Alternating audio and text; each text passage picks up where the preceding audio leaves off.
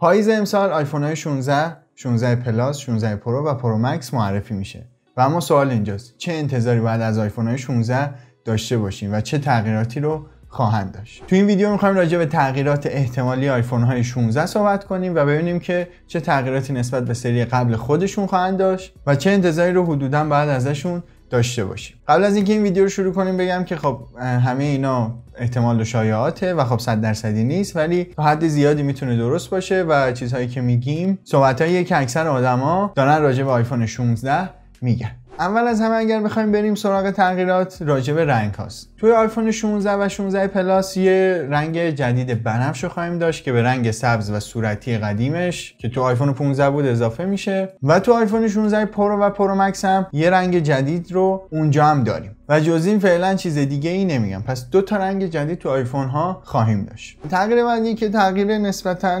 جالبیه و تو شکل و شمایل آیفون ها خیلی قراره که تاثیر بذاره چیدمان عمودی دوربین هاست. همونطور که میدونید تا آیفون 15 چیدمان دوربین ها خیلی مثلا نظم دقیقی نداشتن، یه دونه اینجا بود، یه دونه اینجا بود، باز یه دونه میمد پایین. ولی تو آیفون 16 قراره که دوربین ها عمودی مثل گوشی های سامسونگ زیر همدیگه قرار بگیرن و یه شکل و شمایل جدیدی رو به پشت آیفون ها بدن. و اینطوری که میگن یه علت دیگه هم داره اینه که بشه فیلم هایی گرفت با این آیفون های جدید به صورت 3 بعدی توی ویژن پرو ها قابل مشاهده و پخش بشن. البته نمیدونم دقیقاً علت این حرف چیه، ولی خب اینطوری هم میگن. علاوه بر تغییر ظاهری که خواهد داشت یه سری فایده هم مثل این که داره. تو ادامه بخش تغییرات ظاهری یه دکمه کپچر باتن مثل این که قراره به کنار آیفون اضافه بشه که با استفاده از اون و فشار دادن اون میتونیم کنترل دقیقی رو روی عکاسی، فیلم برداری، فوکوس کردن و از این جور کارها داشته باشیم.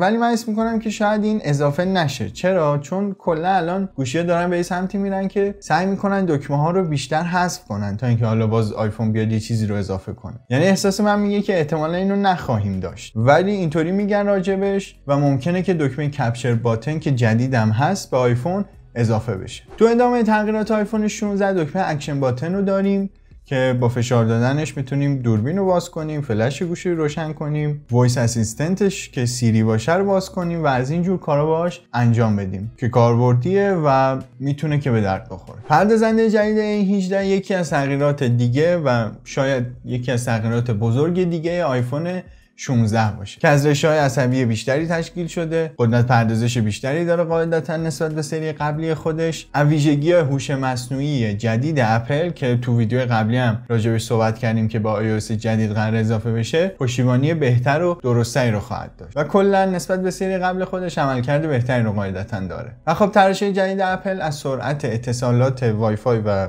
شبکه 5G بهتری بهره منده و شما میتونید که سرعت بیشتری رو باهاش تجربه بکنید. از وای فای نسخه 7 قراره که استفاده بکنید. بحث سرعت که شد، میریم سراغ سرعت شارژ تو آیفون 16. تو آیفون 16 مکسیف قراره که به 20 وات برسه که 33% بیشتر از آیفون 15. آیفون 15 وات بود و شارژ سیمی هم قراره که به 40 وات برسه که 48% سریعتر از شارژر 27 واتی تو آیفون 15. یعنی الان که مثلا 0 تا 100 گوشی حدود 1 ساعت خورده ای طول میکشه، قراره که مثلا هول و هوش 40 دقیقه تقریبا 0 تا 100 آیفون شما با شارژ سیمی انجام بشه. اگرم بخوایم بریم سراغ نمایشگر، خیلی اطلاعات زیادی ازش در دسترس نیست و فکر کنم خیلی هم شاید تغییر آنچنانی و عجیب غریبی توش نداشته باشیم، ولی پنل اولدش کارآمدتر و بهینه‌تر شده، روشنایی بیشتری مثل اینکه قراره بهمون بده، ولی این باعث نمیشه که مصرف باتری بیشتری رو داشته باشه و تقریبا با همون مصرف باتری روشنایی بهتر، بهینه‌تر و کارآمدتر رو توی پنل جدید اولد آیفون 16 خواهیم داشت. و از نظر اندازه‌ام توی مدل‌های پرو مکس مثل اینکه یک کوچولو قراره بزرگتر شن و توی مدل پرو 6.3 اینچی و توی مدل پرو مکس هم 6.9 اینچی خواهند شد. تو بخش دوربینم رو کاغذ که تغییرات خوبی رو داریم، حالا باید ببینیم تو واقعیت چجوریه، ولی تغییرات کلا به این شکله که لنز تلفوتو با زوم اپتیکال 5 برابری رو داریم، فکر کنم مثل سری قبلی، رزولوشن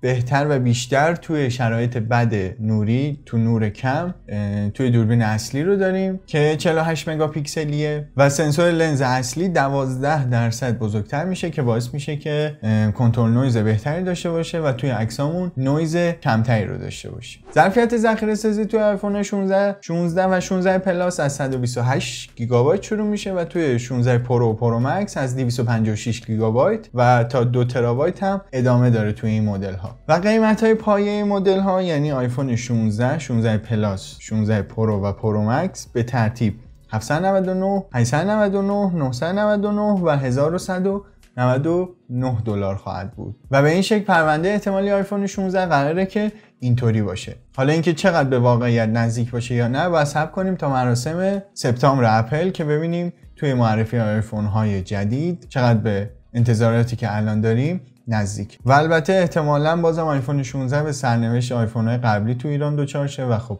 ریجستر هم نشه احتمال زیاد و اونطوری که باید و شاید قابل استفاده توی ایران نباشه که واقعا جای تأسفم داره متاسفانه. خب اینم از این ویدیو. امیدوارم که از این ویدیو خوشتون اومده باشه. اگر خوشتون اومد یادتون نره که لایک کنید، کانال منو حتما سابسکرایب کنید و اون زنگوله کنارش هم بزنید تا ویدیو بعدی من از دست ندید. مثل همیشه اگر حرفی هم دارید تو قسمت کامنت ها منتظرتونم، تک تکشون میخونم و به همشون جواب میدم. حرف دیگه نمیمونه و تا ویدیو بعدی خدا نگهدار.